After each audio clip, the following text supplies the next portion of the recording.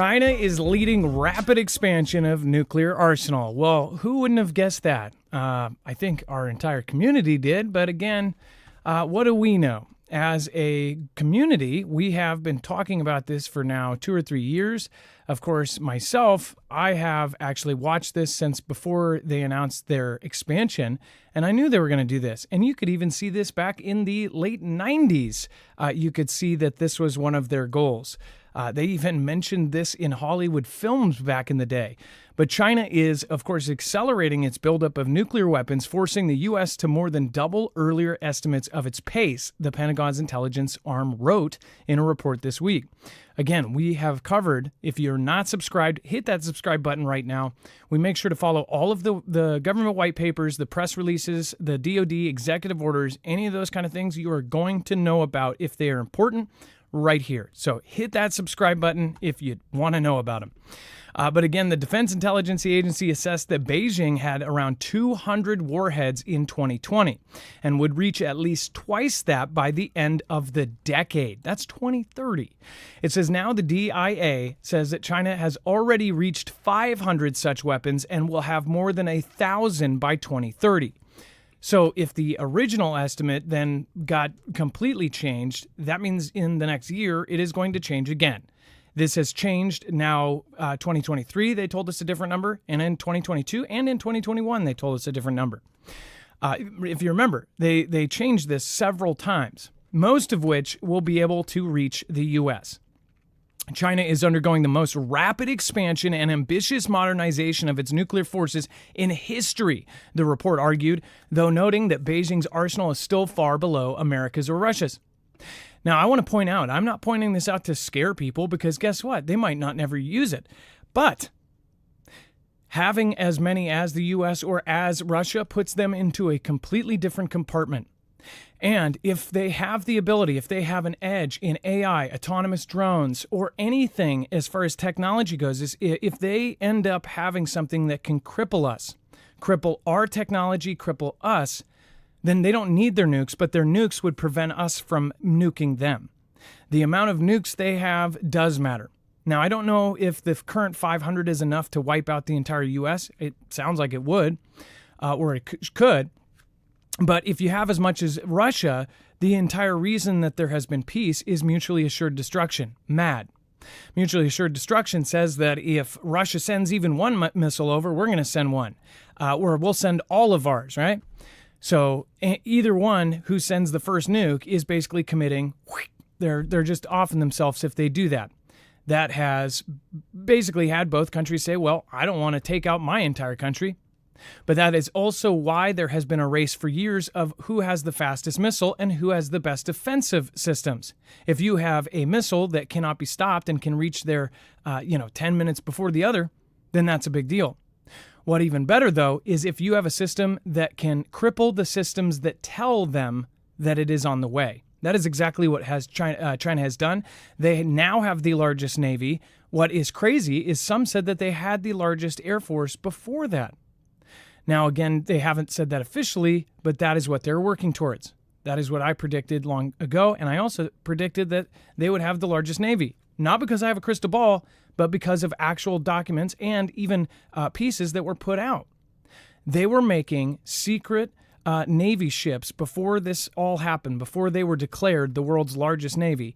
They had underground manufacturing facilities because they did not want the U.S. watching everything that they made. Now they're making nuclear silos, and they are making more airplanes and more jets than we've ever seen before. So that's not a good thing. So even if they never use the nukes on us, if they get to the same level, then they're a major power to be messed with or that can't be touched. And they definitely want to get the U.S. off of the top spot. What does it look like with any other country being on the top spot, let alone letting China get that spot? We'll talk about that here in just a minute. We'll be right back right after this.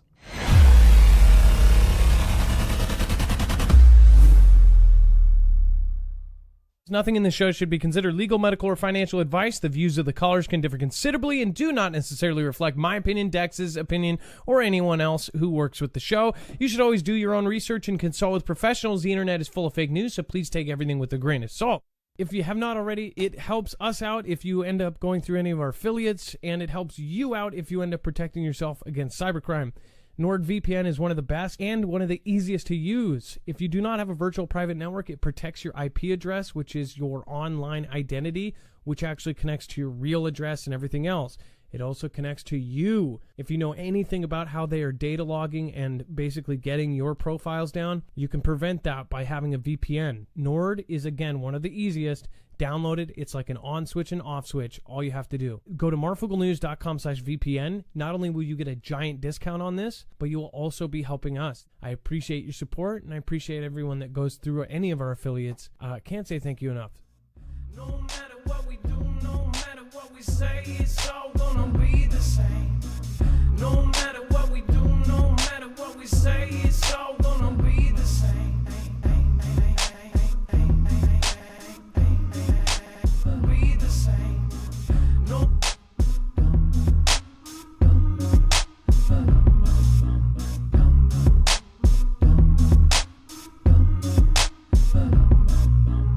All right. Hey, what's going on? J-Pass, Dale Jackson, Shirley, what is happening? L for 1858. That's a new name. I see a bunch of new names. Thank you guys. Thank you for giving us a chance. One thing about earlier today, if you guys joined me for the short right before, you guys would know I was in a chat with somebody that basically essentially met them. They were a streamer back in the day when I first started, and when all of that stuff was going on with those anonymous things put up on the chans. If you remember that whole heyday, everybody was covering it. All of the people that continued with it, there was this foul swoop, and they got rid of everybody that was covering that stuff, which is really messed up. Even if you don't agree with what was being posted, that was insane. They got rid of everybody that did it. But he was on during that time, and I think he was a critic of it. And I think I covered it for maybe a month and a half, 2 months or something before one of the code changes or something, like the third code change. I was like, this is shady. And a lot of people questioned if it was legit or not, whatever. Whatever your thought about it is, that's fine. But I met him back then, and I think that back then there was a different kind of view of our channel in general.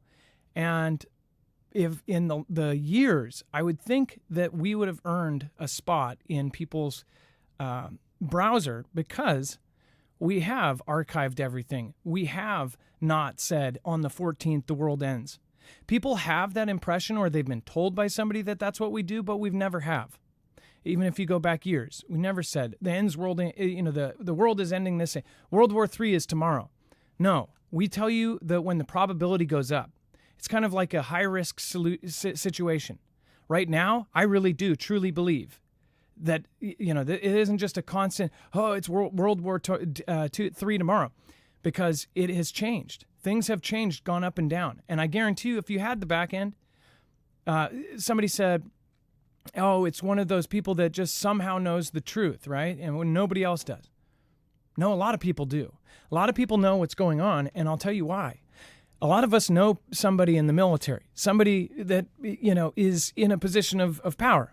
When you have a channel like this, when you have anywhere from, 30 to 40,000 people watching every night, those people, by just the stats and numbers, usually there's going to be somebody in there that does have more information than you do. That, like they said, two heads are better than one.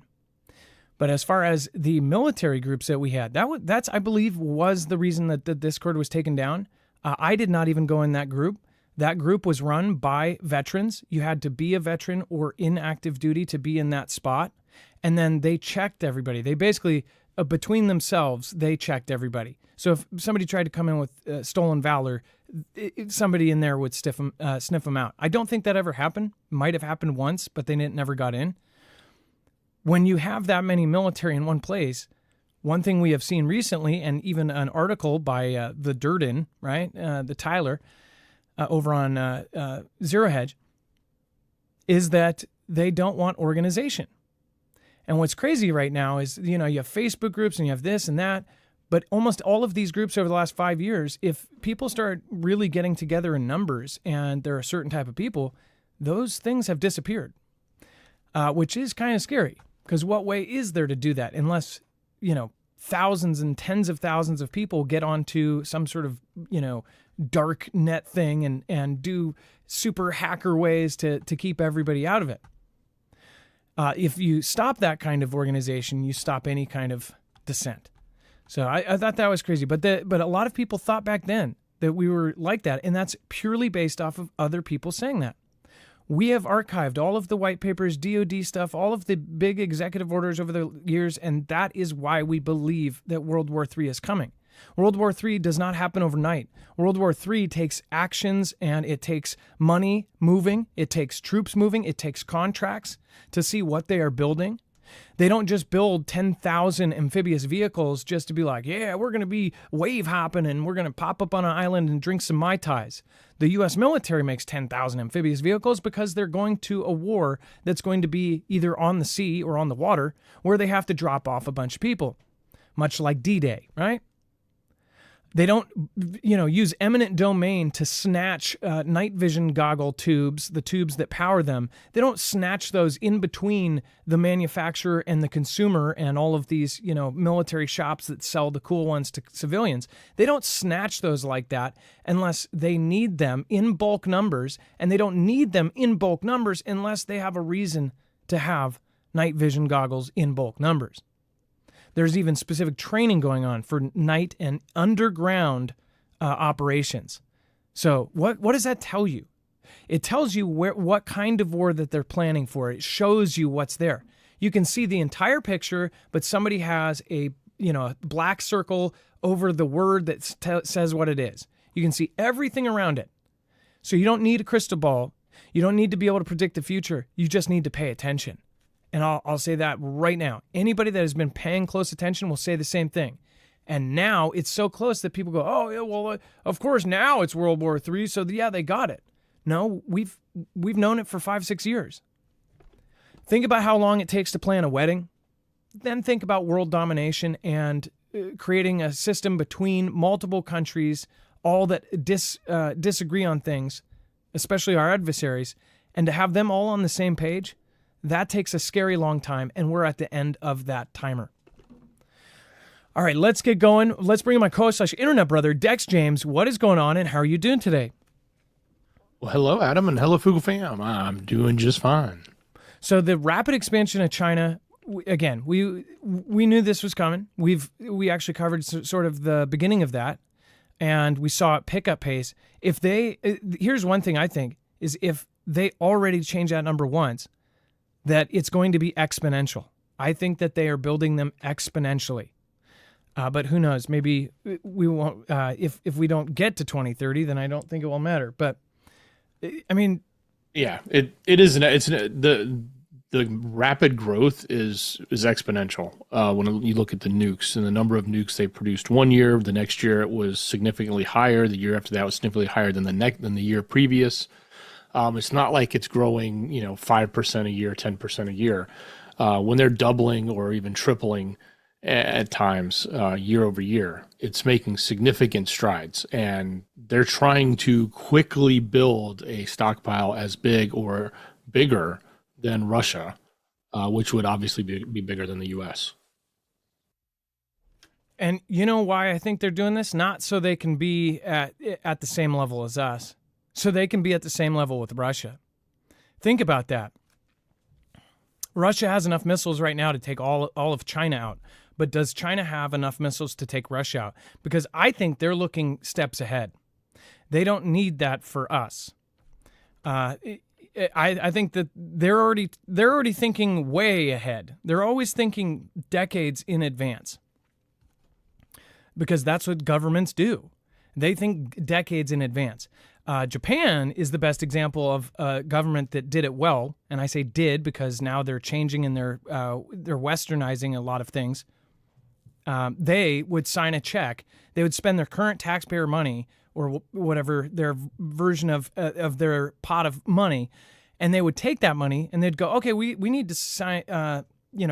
This bridge might collapse in 40 years from now. We need to sign and pay for it to be fixed now for our grandkids. Or we need to make all buildings to this standard, and so it will be good for 150 years. And they'll do it today. Whereas the U.S., they're like, oh, hey, we're about to have Cascadia subduction. The whole West Coast is going to be wiped out. They'll wait until it's broken to fix it. They'll wait until it's last minute to retrofit everything and make sure it's safe. So that's how we work here in the U.S. And some could say that's related to the whole capitalism thing. But again, it's not a good way to run things, I don't think. But again, that's because we don't think of the coming generations. We think of ourselves. Russia's military still has dangerous combat forces barely touched by the Ukraine war. Dex, if this is true, and this is a U.S. general in Europe, if this is true, is this not word for word what I have been saying since like the first month in February? It's exactly. We've been saying they've been using all of the conscripted individuals. They've been, using the first line of their infantries. They haven't been putting in their most expensive equipment. They haven't been putting in their best troops. So, and according to this, U.S. general who's in Europe, he's saying the same thing. He's saying that, we're seeing that what they've done, they estimated it's like 600,000 they've lost, but it's not their top people, and they've been holding them back, and obviously rightfully so, in my opinion. They're holding it back because they know they're going to have a conflict with NATO. Either if it's organic, they know that NATO is itching to pull them into something and they want to defend themselves, or if it's planned, it's part of the plan, and they need to have resources available, because fighting Ukraine is one thing, fighting NATO is a totally different game. Well, what's crazy is vindication in this matter. Like again, people, when World War III happens, they'll say, oh, well, yeah, of course, if you say World War III is going to eventually happen, it will eventually happen. But this is something, these are very specific things, and you can see this from what happens. You know how I knew that they weren't touching their main forces? I don't know, maybe because it's a massive, massive military force of Russia. It is Russia, somebody it is a big country that is respected. It is called a superpower for a reason, because of their military power and because of their nukes. What did they do in the very beginning of the Ukraine war? They immediately conscripted a ton of people to go to the front lines. They pulled people out of jails. They grabbed older folks. They grabbed ex-veterans and put them back in. Why would they do that? Why did they give the first soldiers, these guys conscripted straight out of jail or straight off the street, why did they give them 100-year-old weapons? And I'm not exaggerating. Go back and look. We've archived all of the sources for that. If, in fact, that episode when we talked about the 100-year-old weapons, you will see me say exactly this at the first month of the war, first month and a half, 5 weeks in. I said they are saving all of their main forces. Now we're over 2 years in, and they're saying that they haven't used any of their good stuff. I've been saying this the entire time, and it doesn't take a freaking psychic. It takes looking at what they're doing. It's common sense. It's almost like we're an idiocracy where the people that don't get common sense, they're like, oh, how did you guess that? What is this guy's like super smart or something? No, it's freaking right in front of you. And it's like talking to people that can't get the square into the triangle. I don't get it. I honestly don't get it at this point. And they're not even like, well, maybe I don't get it. They're like, nope, that's not true. And then when it happens, we're all going to be screwed. And they're going, oh, well, they threw a bunch of things on the wall. That's not true. We've said specifics. I said specifically that they were using all of their crappy forces, crappy weapons, everything. They didn't use a T-90 tank for like 9 months. They didn't use a single jet. We covered this. This is obvious. They didn't use a single jet in and over Ukraine airspace for like 9 or 10 months. Think about that. So I don't know. It's I'm not trying to come from a place of authority or say, I told you so. It should be like all of us are looking at this and going, we told you so, right? We all knew this. And it's because it's so freaking obvious. And then Russia provided targeting data for Houthi attacks on Western ships in the Red Sea this year. Dex, go over that. Well, I think this is more of along the lines of what we talked about last night with was it Finland who was saying all the bad things Russia's doing. This is just another, let's paint the picture for the public for psychological purposes to understand who the bad guys really are and how they're all aligned, so that we all understand that it's, if we don't like the ship, what's happening in the Red Sea, that, when you look at the Houthis that are doing it, it's also not just Iran behind it, but it's also Russia, so that the two sides can be clearly delineated for a conflict. But what they're saying is that Russia provided targeting data for Yemen's Houthi attacks. And that was according to a report that came out in the Wall Street Journal. Anonymous source, of course, quoted in the report, says the data was passed through members of the IIRG, and that was then sent. So we know, obviously, Russia and Iran have very tight relations, but they said Russian satellite data was provided to help the group down there expand their strikes, which began in November of last year. Not a lot of detail, but that's what's coming from a quote-unquote anonymous source. But again, I think this is more, it's believable all day long. I don't need a source to tell me that could happen. They're all allies. You would think they would work together and help each other out if that's the case. But I think the real point is, what are they trying to tell us from a psychological point of view to the public? And by reporting this type of news, whether it be this anonymous source getting it out or the media pushing it out. Yeah, and how would that information be acquired, right? Unless a lot of this is purposeful. It's leading, and all of the people that didn't know this is going on, now they do. We just covered that 80% of Americans believe that World War III is imminent. That was not the same 3 or 4 years ago. In fact, nobody thought it was. Very small percentage thought World War III was going to come soon. But now it seems like, oh, well, yeah, of course, everybody can see it now. But the people that prepped for years, and honestly, if you followed the warnings for this 3 years ago, you could have went to the store, got $5 or $10 a month of prep supplies, and you'd be good. Get some long-term storage food and stuff like that. You wouldn't have to break the bank.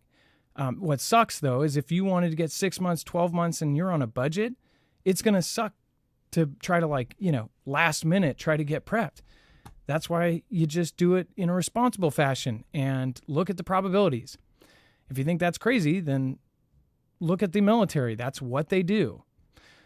They literally look at the chances of something happening, and the highest chance, that's what they drill for.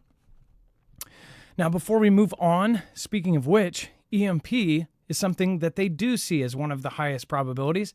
That's why they have a task force for it, and that is also why there was an executive order. There was actually a meeting when our former president stepped in this room. Whatever they told him, he essentially said, I went into a meeting, blah, blah, blah, and then I said, we've got to do this. Whatever they said in that meeting, which we know about this because some of the folks in the EMP task force were able to say certain things, but they weren't able to say it all. But they went on interviews talking about all of this from the task force. Peter Pry was one of them, but the person who replaced Peter Pry, who was on the EMP White House task force, said that essentially, after that meeting, it was instant, that it was an executive order signed to harden our grid. And this was around the same time when they took out Soleimani and all of that. All of our adversaries have an EMP weapon. All of them have super EMP weapons. And if you were from any country, you could be from any of the smaller countries that don't have a super EMP. They could get people inside the country, and with parts available online, you could literally make a non-nuclear EMP, something that would fit in a backpack and knock a 5-mile radius out. Now, most of us think in the normal world that there's not going to have this kind of event, and that we're not going to see some sort of movie play out in the country, and we're unstoppable, we're untouchable, we're invincible. But that's not how preppers think. They look at the current climate with all of these countries going to war, and every one of the adversaries that are going to war with other countries, their number one enemy is us. So take that with what you will. If you want to protect your cars, trucks, motorcycles, boats, generators, anything else from this, get this device. It grounds a signal in less than 500 trillionths of a second before it can fry your car. That way you can get home to your family or get out to bug out. In your car, you don't need a mechanic or even a handyman or a neighbor to do this. You can literally do this yourself. one of the Fugel family members ended up helping one of our other Fugel family members out over a phone call. Literally walked them through it on the phone, not even FaceTime. Just told them, look for this, look for that, look for that. Red to red on your battery, black to black on your battery, green to ground, and then bolt it into the side of your chassis or engine compartment, and you're done. And then you will be protected not only against this, so you're like, well, we may never get that. We absolutely will be hit by a CME or Carrington level event. It is not a if, it is a when. When that happens, if we are not fixed up by then, if we're not retrofitted, if our grid, which is extremely old school and vulnerable right now, if it's not fixed up, then we are screwed. It could knock down our whole grid. 90% of America would die if it happened right this second and knock down our entire grid. That is because it would knock out infrastructure for water. So protect yourself. Don't worry about what anybody else thinks or says. Go do your own research on it. marfoogle.com/EMP. Make sure to use the code MARF. You're not just giving a channel money. You are getting a product out of it. You're getting a huge discount on it, and you're helping independent news, which is scarce now. All right. And Dex, 4 Israeli soldiers taken out in Hezbollah grenade attack. Gosh, sounds like a fantastic Freddy if it was something else, but pretty bad. Well, apparently in southern Lebanon, a group of fighters had ran out of a tunnel and ambushed them with grenades. And that's what happened. It's actually more. I think about 6 others were wounded as far as the statistics right now on the event. But this is one of, this is not the only thing that's happening there, but it's something that's significant on Israeli side for them to, talk about it and say they had a loss of this size in a small skirmish like this. So I'm sure the numbers on the other side are much more staggering.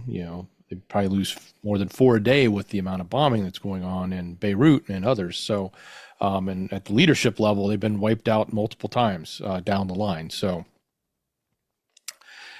anyway, that's the story. They're saying that, the significance of it is that they were ambushed by these folks coming out of a tunnel. Obviously, they didn't see them coming, and it was pretty primitive. It was just grenades. I was just thinking this last night with the 5 names of the members. It was like Amira al-Asaf. There were these 5 people. What was that article that had the 5 main Middle Eastern names in it? Who were those people? Oh, those were the spies that were living in Russia, right? Or something like that. Or they were living in Israel. They found out that these Israel citizens were spies. The names there were all, I guess you see a lot of the same names common. But are these common names in Israel? There's Sergeant Shlomo and Lieutenant Yuraho. Is that Yuraho? Yuraho and Shlomo? I don't know. That is a horrible event. Of course, they're all reservists. I want to point out the troops, all reservists. Have you seen a pattern lately? All of the wars that are being fought are fought with people that are immediately conscripted. They're putting all of the kind of the folks that would be kind of last minute calls. Those are going on the front lines. Basically, it almost says to me, like, are they saving up for a bigger war? Like a war directly with Iran, or a war with Iran and Turkey and all of the others that said that they might jump in. What do you guys think? Let me know in the comments down below. And then thank you,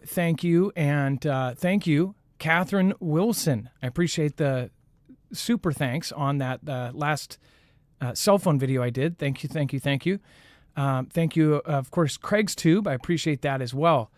Appreciate that. And then Drew York, thank you for the support. William Thomas, I appreciate you. LAPD SWAT, thank you. They are playing possum. Look weak when you are really strong.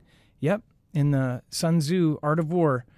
And then Jesus Christ is King. Thank you, Marf and Dex. You two are amazing. Elisa Borden, nice to see you, and thank you so much. Maya Nudie Store Inc. says, thank you, Marf and Dex. I'm a big fan. Hey, well, thank you, and I appreciate that. Thank you guys for, again, giving us a chance. I see a lot of new names, so I appreciate that. And then sirens sound across Tel Aviv as projectiles are intercepted near Blinken's hotel. Air raid sirens echoed across Tel Aviv on Wednesday as United States Secretary of State Anthony Blinken prepared to end a visit. Smoke, apparently from an intercepted projectile, could be seen in the sky above the hotel where Blinken was staying.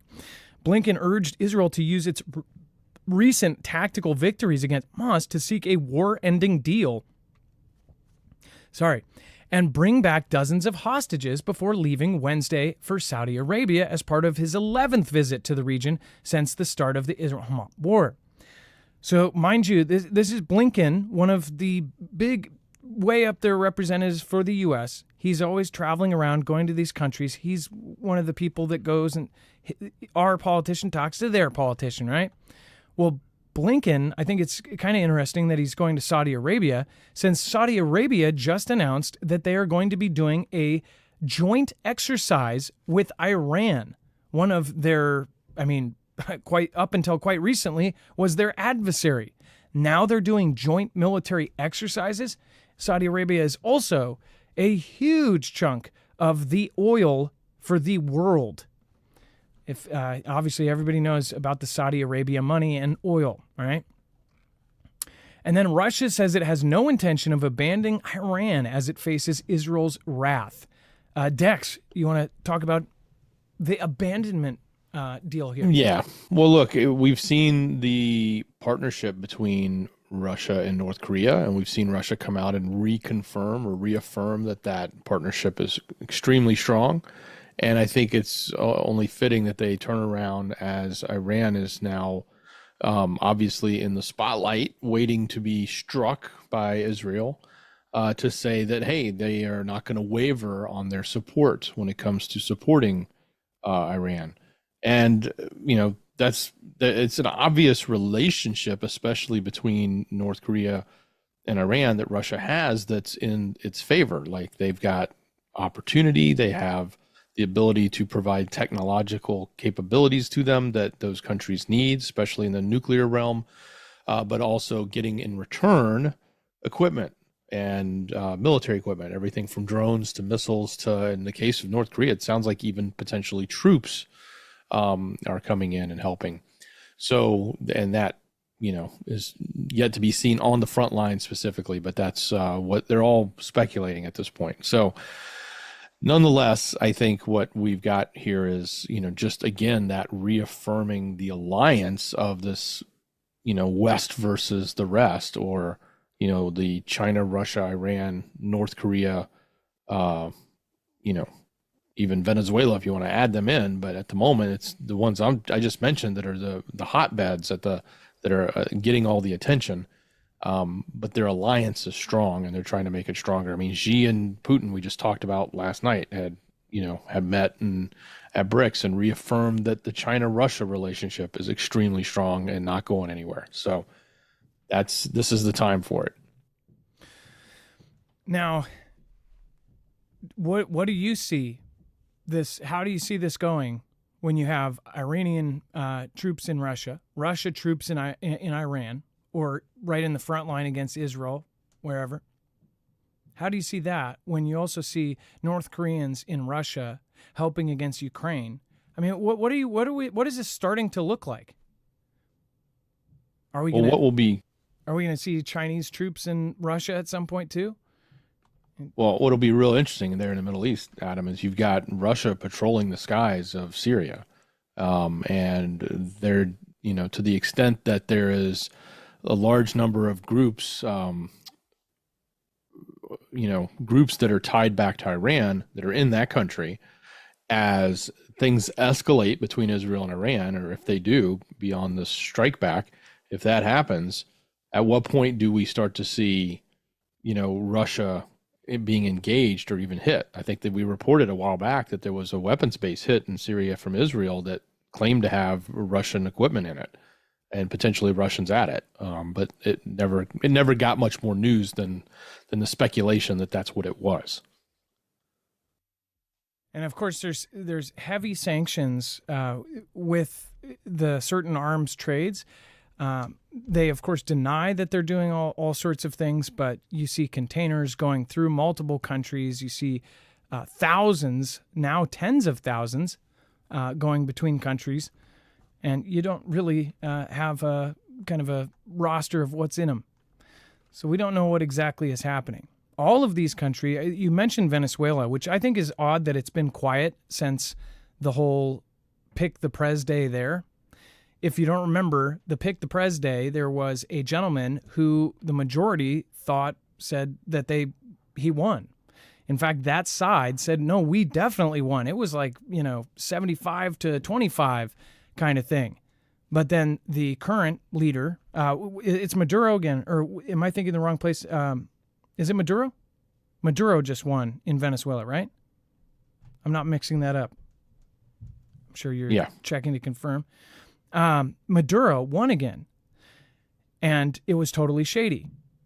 Almost everybody admits it was shady. His core group of believers, the people that are really just, yes men, they're the ones who populated this whole thing, right? Not to mention, I think they're using very similar stuff to what other Pick the Prez Day machines that, are doing that. But I'm not sure about that. But one thing I am sure about is there was a huge debate of who actually won. There's been no news on Venezuela. Why is Venezuela important to us here in the USA? Well, they said that because he won, they are living in a horrible place. And experts said that on top of the 7.7 million people that have left in the last 4 years under his regime or administration, whatever you want to call it, that in the next 2 months, we would see up to 10 million leave. Not like, if T-Man wins or, if Mala wins, I'm going to leave the country. We're talking about if that person wins, our life is over. We have livelihoods. We can't work in this environment. We can't live in this environment. So they leave. Where do you think they go? They go right up through the Darien Gap, in through Mexico, and into the USA. And if you don't think that's happening, go to any major city right now. Go to any sanctuary city. You'll really see it. It is crazy. And I'm actually... I'll have something for you guys soon. I've been going down with my camera and actually getting some of this craziness. There are people in mass at parking lots and different things. Now there's all sorts of scams.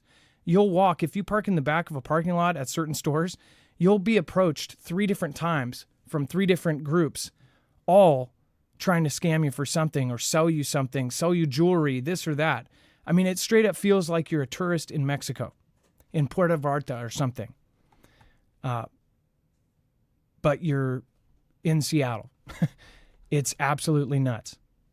So Venezuela, I think, will pop in. I think they will take Guyana, which they already voted to do under the current prez, which everybody thought, oh, well, if he loses, then that whole plan will go to crap. Well, he didn't. You'll see that pop off right as all of this other stuff goes down. And then we will destroy you. Iranian Revolutionary Guard Corps chief says THAAD air defense system won't protect Israel from future Iranian strikes. So what ends up, again, the THAAD system, which was yet another kind of last-minute surprise, is sent, and Iran's Islamic Revolutionary Guard Corps chief Hussein Salami warns that an advanced U.S. missile defense system recently stationed in Israel won't be able to ward off future attacks from Tehran, which kind of gives you a hint of what the size of possibly the next attack will be. It says, just as the Arrow anti-missile systems did not work during Operation True Promise 2, which, what a wild operation name, the THAAD systems will not work either. Do not rely on THAAD. They have limited capabilities, Salami is quoted as saying. Iran has dubbed its October 1 ballistic missile attack on Israel Operation True Promise 2, following its April attack that called Operation True Promise 1. They're very original.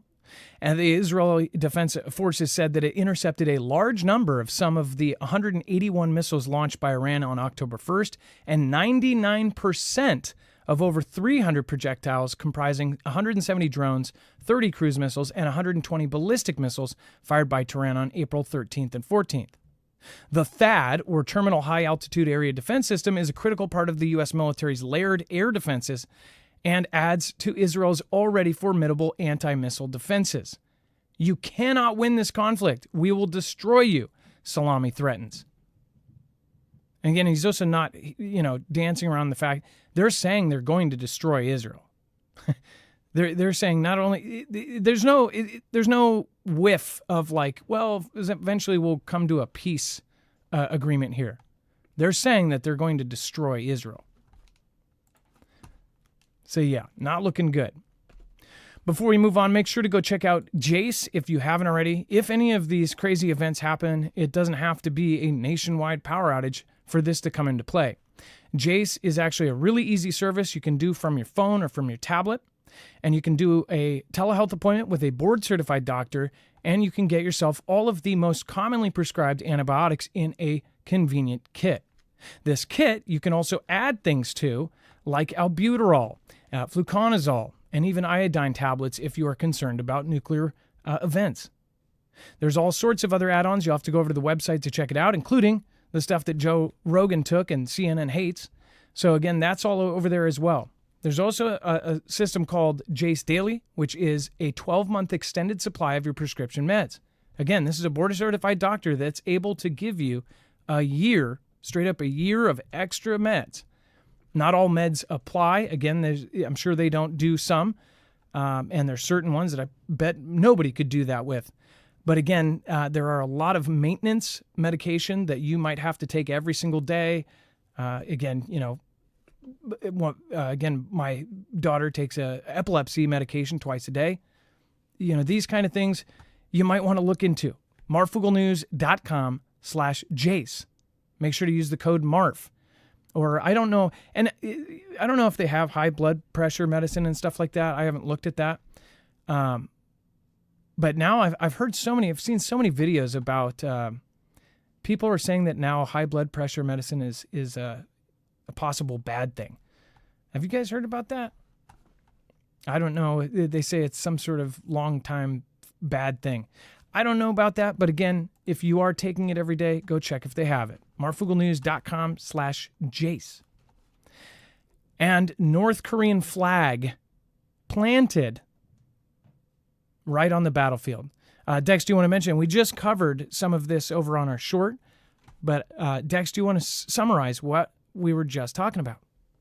Well, yeah, the fact that, the idea of a second country or a belligerent position with North Korea, a co-belligerent, would be working side by side with Russia at the front lines has been the topic that's just sort of snowballing from, this idea and people thought was just a rumor from Ukraine to then South Korea confirming it, to then NATO confirming it, and the U.S. confirming it, that they've been able to see it independently, not just off of Ukraine's word, that's actually the troops are in Russia. And the question is, will they be on the front line? That's the big thing, because that will change the game. We had the president of Belarus tell us that it's not going to happen. Putin wouldn't do that. He said there's no way, because that would cause NATO to immediately engage, because there would be a second country involved. And that's what he said. He said it the same day that the U.S. and NATO came out and said, no, we see it happening. Now, it doesn't mean they've gone to the front lines. But now what's happening is they're saying they've spotted a North Korean flag raised in the region, a Ukrainian region, where obviously there's a lot of shell craters and blasted trenches. I think it's called Pokrovsk. I'm sure I'm butchering that, but that's the actual area, the town there. And there's a North Korean flag raised right next to a Russian flag. Could just be a stunt, could just be done because obviously there's all the hype going on right now. Or it could be the sign that something else is actually happening. Who knows? It could be Shia LaBeouf doing an art exhibit or something, or I don't know. It could be the site of the moon landing. We don't know, but again, it's what they're saying is happening, and you got to take everything with a grain of salt. But everything has really pointed, and it's been channeled towards that there are going to be multiple countries with their troops in other countries. That is the makings of a world war. When we go in the future, they're going to look back at 2024 and 2025, and they're going to see this as the beginning of it. Which, by the way, also, the general thing is we've known that this 2024 and 2025 was going to be wild. You know how we knew? There were so many different deadlines and different contracts and things. And I said, haven't you guys noticed? And I said this in 2020 and 2021, 22. Have you noticed how many contracts and things have been moved up to 2024, 2025? The Deagle report says that mysteriously almost all the allied countries, and so crazy. Somebody commented a very detailed comment the other night, and it was somebody who actually archived the Deagle report before it was taken down, before Edwin J. Deagle died, and said he actually went into the actual sources. He went into the sources and the statistics. Again, Edwin J. Deagle served under 5 different presidents. He was, before you would go in and do war simulations and see how the different simulations would play out if you put 15 tanks and 30 jets and this and that, kind of these war game situations, which one would beat this one? If you wanted to know what the future was going to look like based on what the statistics are, you would ask Edwin J. Deagle. This is before we had computers and AI and all of this crap. Edwin J. Deagle was trusted by 5 different presidents. He was the Einstein of stats. The Deagle report, which a lot of people went, whatever. That Deagle report was using world data. And we're talking about from agencies like, the W and the E and the F, the W and the H and the O. You're talking about just thousands of different places, different cities data, different stuff. And he said that 2025 would all of a sudden, by that point, that there would be this sudden drop in population. At that time, when I saw it first, I believe it said that our population was 325 or 375, it's 325 million or 375. I don't know what it currently sits at, but that's what it was back then. And it said that in 2025, it would be at 99 million. Now, of course, that's been adjusted, and it was even adjusted on Deagle, I think, even before he died, because there was a lot of fuss over that. Like, why? He perished. And a lot of people didn't realize how serious and how crazy that is that he pulled those numbers out. And what this guy who left a comment, he went through and he looked at a lot of the stats that they normally used. And it's very apparent that this was a prediction based off of different situations that were brewing, different stats that were happening, you could see it in the numbers. That's the scary part too, is that you can see it in the numbers. So when they tell all 3 governments, say the only way to beat the U.S. is to have more than a peer-to-peer, more than one peer-to-peer war going. China's done their studies. They put it out all over their People's China Daily. They said, if 2 of us go at them, we can beat them. Russia did it, and then the Pentagon confirmed it. Pentagon think tanks said, yeah, the way that the U.S. would lose in a war scenario is if we're fighting more than one peer-to-peer country. That means Russia and China. What is happening right now? These are all things we could have predicted years ago, and we did. It's all happening. And it's even happening in the time frame that we said.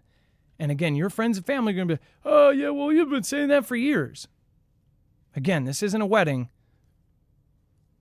This is the world on the edge of a complete change. They're going to strip off the wheels, put new ones, give it a paint job, and build back better.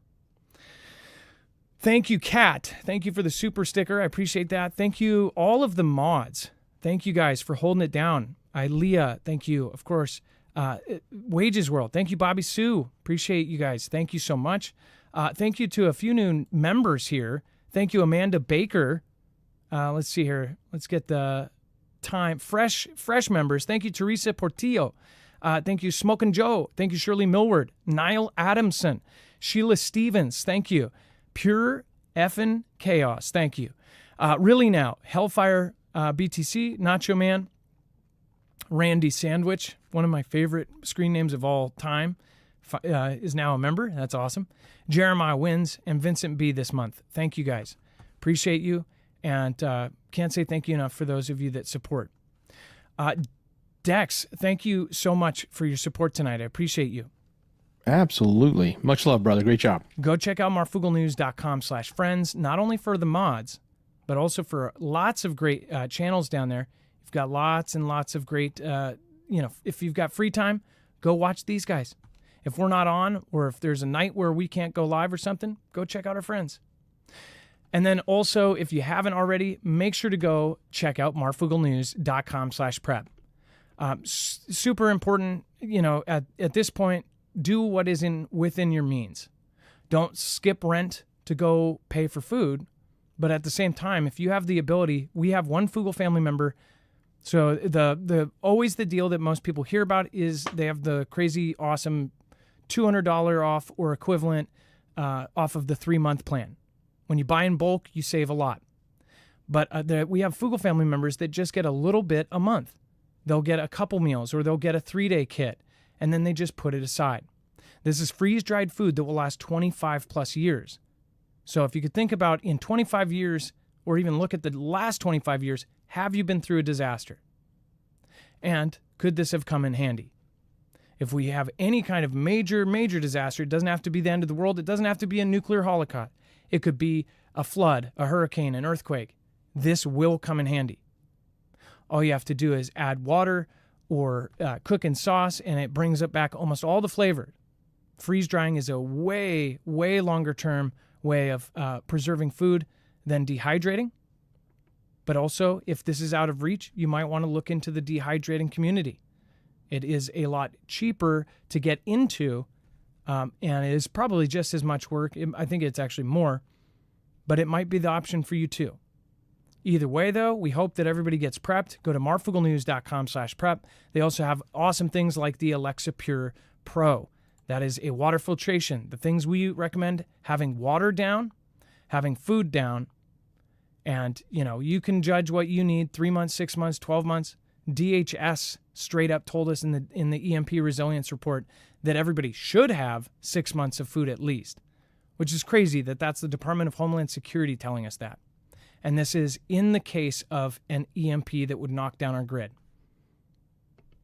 But as much food as you want to get, that's up to you. Go check it out. It helps us out. It gets you a giant discount. You don't need a code for this one. Just use marfooglenews.com/prep and then click on the tab if you want to go look at some of the other products. Thank you guys for joining us tonight. Thank you for having fun with us. And thank you, everybody that was praying for a few people in our chat last night. Of course, was that Heartbroken Survivor in Florida. Hoping you're doing really well. Thank you, Steve. I hope your surgery went well today. Sarah, I hope that your baby came out fine. I hope that you have a beautiful baby girl. Praying for that little girl to be your first joy, and congratulations on your first kid. So you guys have a wonderful night. Be safe, be prepared, and Marf out. It is now time for the shoutro. It's not an outro. It's not a shout out. It's a shoutro.